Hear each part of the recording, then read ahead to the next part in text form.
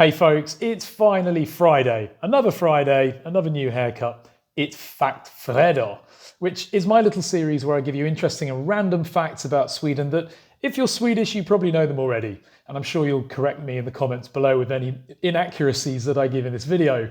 But anyway, if you're not Swedish, then you might find these very interesting. And I think moving to Sweden as a Brit or wherever you're from, it's really good to know a little bit more about the country in which you're living, right? And so that's the idea of this series. And if you enjoy it, hit that subscribe button below, because there's one of these every single Friday. Today, we're talking about a really interesting one. Now, speak to any Swede when it comes to cars or driving, and it's a long-running joke that the Swedes drive on the right-hand side of the road, but they drive on the right side, not the wrong side, as us Brits do, because yet we drive on the left-hand side of the road. And in fact, not many European countries do. In fact, there are only 4 countries, the UK, of course, consisting of England, Scotland, Wales, etc. Ireland, Cyprus and Malta still drive on the left-hand side of the road. So we are really, in the UK, really in the minority. And it's just so bizarre that the UK is still driving on the left-hand side of the road when you consider, that right-hand drive cars are in much more mass production and therefore they're probably cheaper. One day I wonder if we'll all drive on the same side of the road. Why don't we? It's logical. Now, there are of course other countries globally that drive on the same side as Brits, generally the countries where the Brits have colonised and invaded over the many hundreds of years, and not really good justification, something we can't really be that proud of, but it is what it is. And basically, can you believe it? Sweden only switched driving on the other side of the road just over 50 years ago. Not long ago, is it? Really? And yet Swedes are so proud of the fact that they drive on the right side of the road, but it was only 50 years ago. Basically, they had a day which was called Dagen H, Day H. And that stood for Högertrafikomläggningen, which is a sammansättning, it's all one word.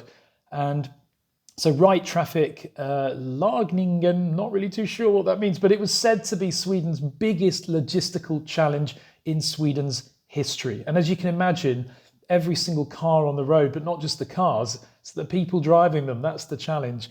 The reasons were simple. All of the neighbouring countries of Sweden drove on the right-hand side of the road. And so, Sweden was still driving on the left, and it just didn't make a lot of sense when there were lots of vehicles. Apparently, over 5 million vehicles cross annually into the neighbouring countries that are connected by land to Sweden. And so it just made sense, really, to reduce accidents and reduce incidents like that. So approximately 90% of Swedes drove left-hand vehicles as well. That's a massive reason to switch to the other side of the road. Why would you have 90% of your driving population driving a vehicle that's designed to be on the right, but they're driving on the left? And I guess that's largely due to many of them buying their vehicles in the neighbouring countries, like Germany, for example, whereby it's cheaper to buy a car, and also Denmark. So with that in mind, there were many head-on collisions as well, because if you're driving a left-hand drive car on the right-hand side of the road, you're going to get lots of head-on collisions. Have you ever tried overtaking the wrong steering wheel side car on the wrong side of the road? It's really, really confusing and quite hard work. So in 1955, the Swedish government held a referendum to say, what do the public want? And we all know that referendums don't always necessarily reflect the intelligent cross-section of the public, but 83% voted to keep driving on the left. I don't understand that. If the majority of them were driving left-hand drive cars, but they were driving on the left, you wouldn't think that would be something that's particularly comfortable. And yet 83% of the voters didn't want to change. Now, maybe this is a combination of, it was what they were used to and they didn't want to have to uproot, and maybe there were, just some people don't like change. But 83%.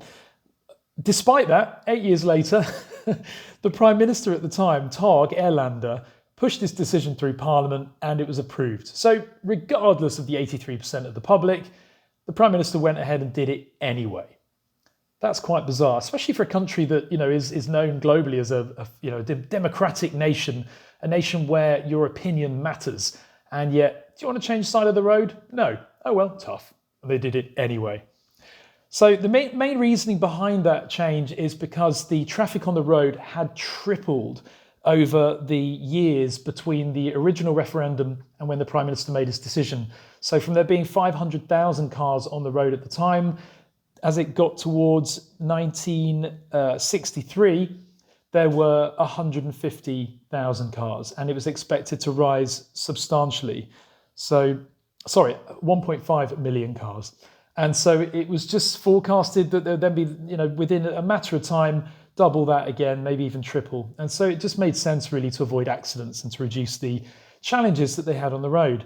So they basically said that, right, we're going to do this. They formed a team to manage the transition, and bless the Swedes, they loved any opportunity to sing, and the Swedish take it. And they even arranged a song competition to commemorate the switching of the side of the road. There were loads of entrants, and the winner was actually a journalist with a song called Höll dig till höger, Svensson, which translates to keep to the right, Svensson, which of course Svensson is said to be the most common surname in Sweden. So basically on the 3rd of September 1967, the day of the switch, everything was ready and prepared. They had black bin bags over the signs, the new signs, and they had a team of workers throughout the entire country to switch the bags from one sign, the existing one, to the new one. Non-essential traffic was banned from the roads from 1 a.m. to 6 a.m. It was actually extended till even 3 p.m. in some cities such as Malmö, because they needed more time to plan everything. And then at 4:50 a.m., all traffic had to come to a complete stop on the road. Then they had to carefully move onto the other side of the road and then stop again just to give other traffic time to get ready for the switch and to avoid any head-on incidents. Isn't that brilliant? Can you imagine? Your watch goes off, you're on your way to work, or you're driving a lorry somewhere, and you think, oh yeah, I must swap sides of the road now and drive on the other side of the road. Now, I mean, I've traveled a lot around different countries in the world, and I've driven cars on the left and the right-hand side of the world, right-hand side of the car. It really doesn't bother me. It doesn't faze me in the slightest. As soon as I'm sat there and I'm driving, my brain just adapts and I'm absolutely fine. But I know that a lot of people really, really struggle. So can you imagine overnight just having to change your way of thinking?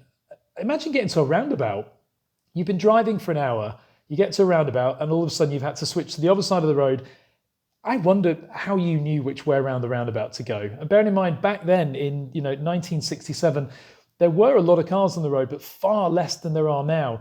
And at 4:50 a.m. in the morning, there wouldn't be a lot of cars on the road at all. So you wouldn't even have anyone else to kind of look at and say, oh, well, they're going around it that way, so I'll go around it that way as well. Now, there were lots of challenges. Of course, one-way roads. You get to a one-way street. Well, it's one way, but which way is it now? Completely confused. Also, bus stops. They had to move bus stops from one side of the road to the other. Interestingly, the main reason they did this was to reduce accidents, and it worked. Accidents, motor insurance claims were down by 40%, but it didn't last.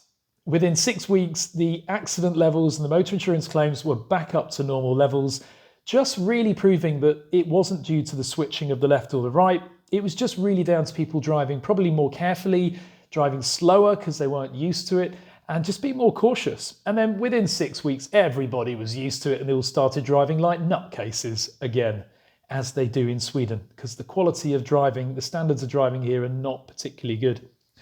So inspired by the change and the successful transition, because it was said to be a very, very successful transition. In fact, on the day of the switch, there were just, I think, 130 accidents reported, no fatalities, which is really impressive. And inspired by that, Iceland did the same a year later. Iceland switched from the left to the right as well.